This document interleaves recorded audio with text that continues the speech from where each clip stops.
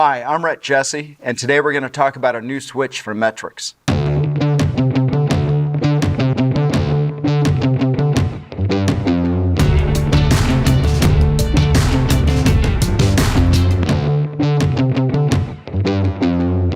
It's based on the SW5484E vibration transmitter. It's an excellent device, and what we've done is we've put in two solid-state contacts that we can take advantage of. Along with, we get out the raw signal. So the signal starts as an acceleration signal, which we integrate to velocity, and then we convert it into a 4 to 20. The raw signal that we get out comes right from the accelerometer, where it starts out at. And then we have two solid-state contacts. So this is an 8-wire device. So you have to have an 8-wire cable and a connector that it goes on. The version I'm showing you now is the mill-style version. It has an 8-pin connector on it with a mill-style connector. All right. The other version we have is an explosion-proof version. This version comes with a conduit elbow and flying leads. Now this comes either in a 5-meter or a 10-meter version, so at 16.5 feet or 33 feet. Well, the reason why it's that length is because over 33 feet, the raw signal can't go any further. So you can put in a junction box and you can make the 4 to 20 go further, or you can make the contacts go further. But to get a useful signal out of it, a useful raw signal, we have to limit it to 33 feet or 10 meters. All right. So that's the explosion-proof version. The mill-style version is non-incentive, so Class 1 Div 2. Very useful device. Both are made of 316 stainless steel. The connector is corrosion-proof. When you connect it, it makes a leak-tight connection. I'll go ahead and connect this. Now, usually when you buy this, you buy it with a 10-meter cable attached, and I have this shortened just to make it easier to do this demonstration.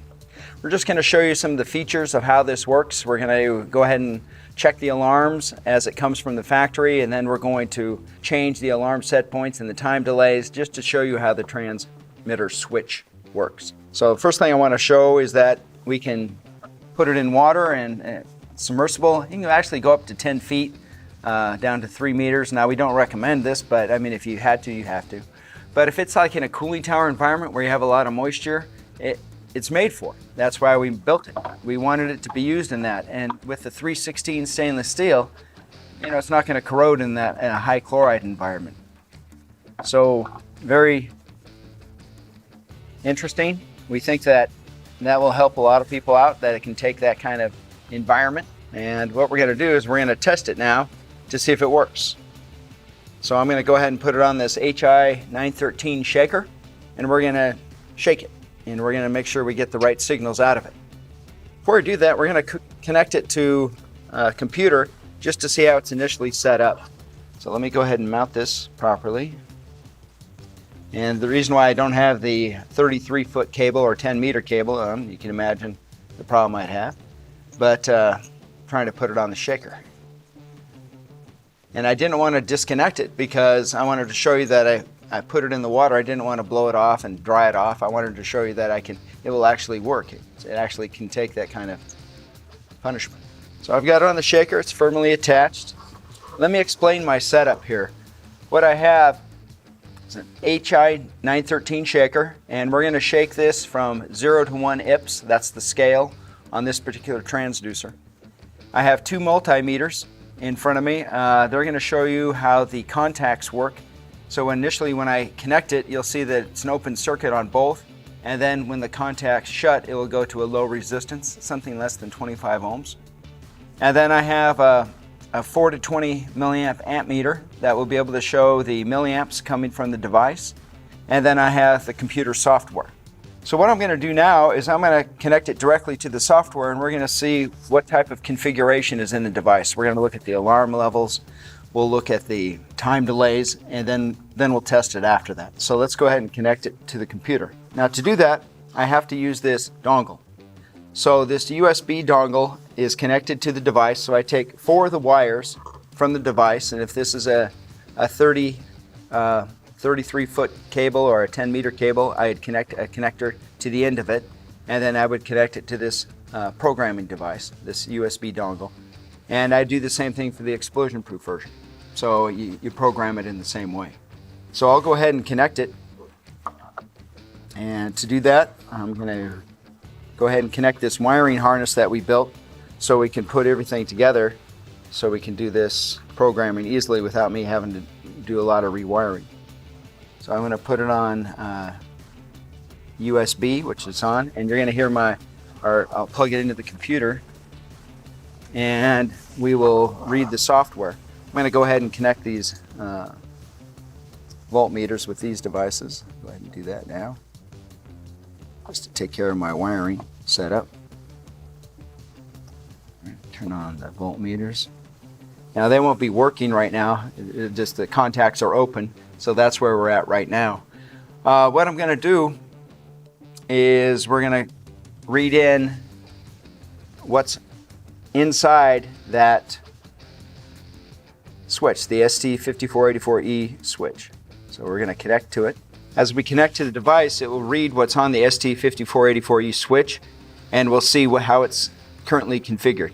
Okay, you can see that it read the software or read the configuration inside the ST5484E-SW device, and we have these characteristics. The serial number is 10001, firmware is version 1.0, full scale range is 1 IPS or 1 inch per second, 25.4 millimeters per second.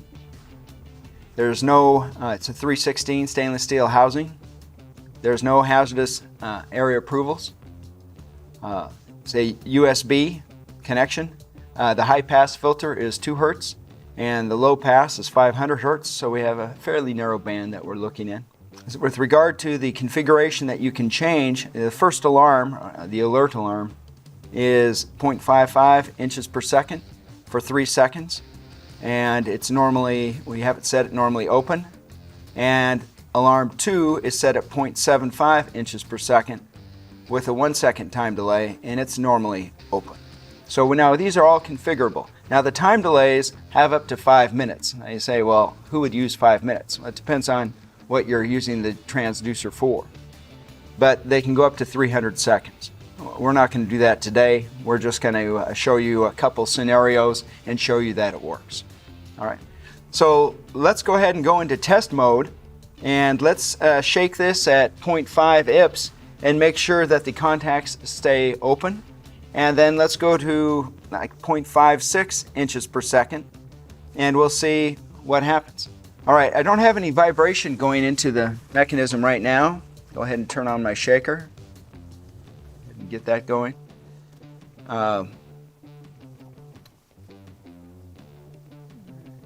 Got 0 vibration, and I'm going to set it to 50 Hertz. And we have 4.02 milliamps, and that's right where we want to be. And you'll see that both contacts are open and indicating an open circuit with the OL on the multimeters.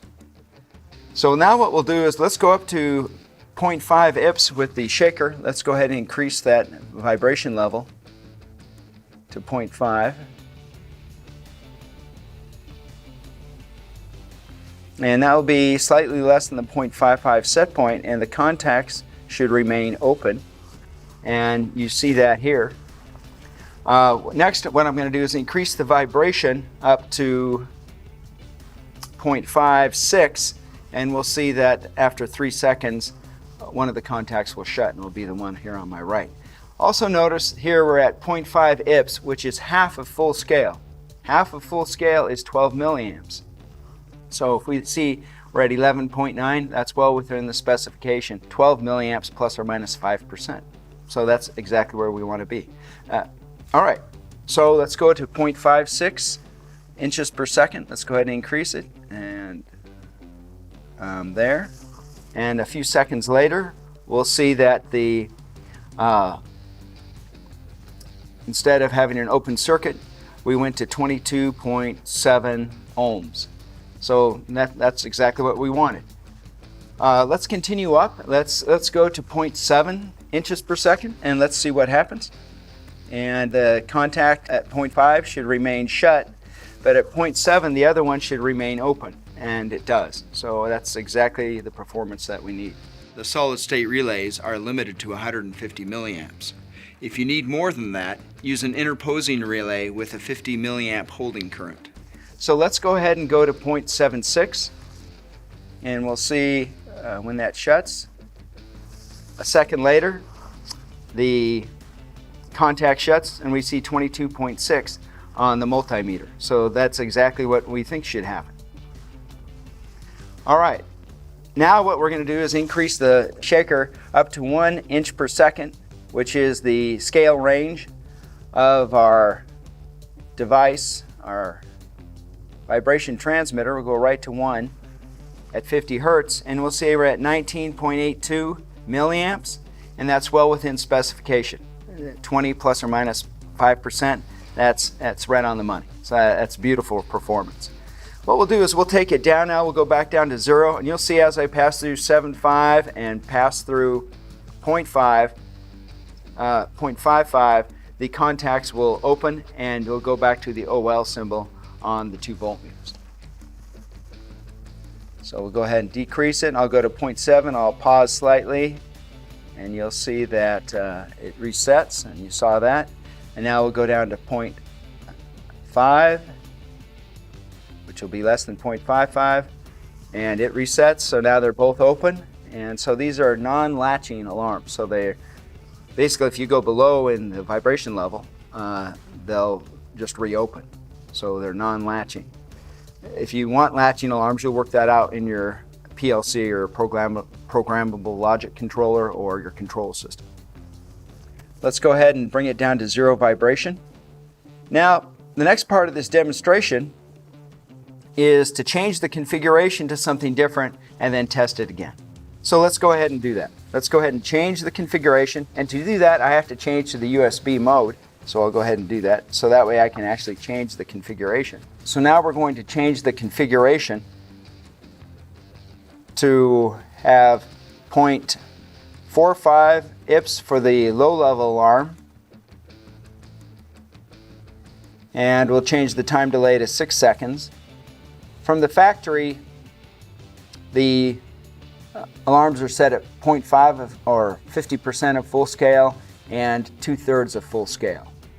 So that's how it comes from the factory. So with that dongle that I showed you earlier, you can reset that.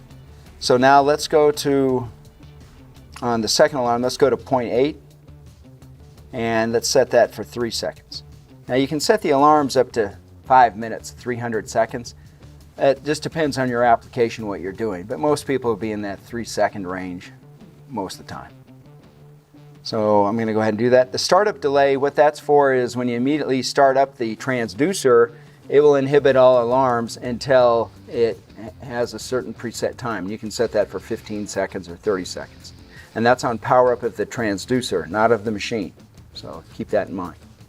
Go ahead and send that to the device.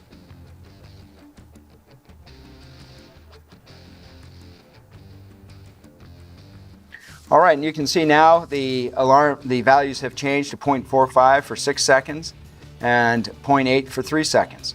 So let's go ahead and test that and see if it works. So I'm going to go back to test mode, and we have no vibration and should have 4 milliamps when it settles down. We have both contacts are open, and that's shown by the OL symbols on both the multimeters.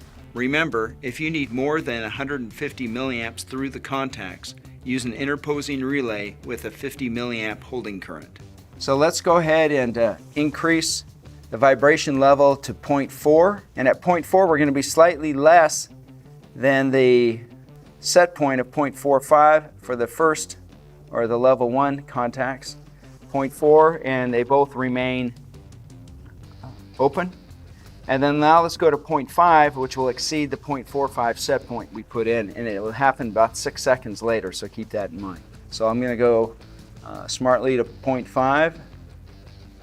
Okay, we're at 0.5, wait approximately 6 seconds, and the contact shuts, and we have 22.5 ohms. So it did exactly what we wanted it to do.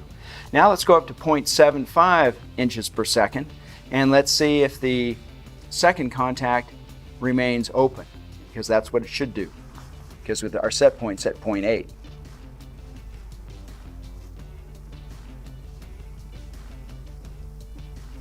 Okay, I'm at 0.75, and you can see the contact is still open. When we go to I'll go to 0.82, 0.83, and the contact will shut. So I'm going to go to 0.82 just to show you the precision of the device. I'm just going to go up to 0.82. And 3 seconds later, the contact shuts, and you can see that with 22.5 ohms. So the system works as designed. We can see that the contacts shut when we expected them to, and then when the vibration level goes down, they reopen. And I'll do that now. I'm going to go ahead and go down to 0.5, and that 0.5 will be at half of full scale. So we should read approximately 12 milliamps, and one contact should be open and one should be shut, and that's what we see. And so it's working. So now let's go down to 0.25 inches per second. Should be approximately 8 milliamps, 7.9, well within 5%. And both contacts are open. So that's what we wanted to show you, that it's a very simple device, very robust. It's something that you expect from Metrix. Thank you very much.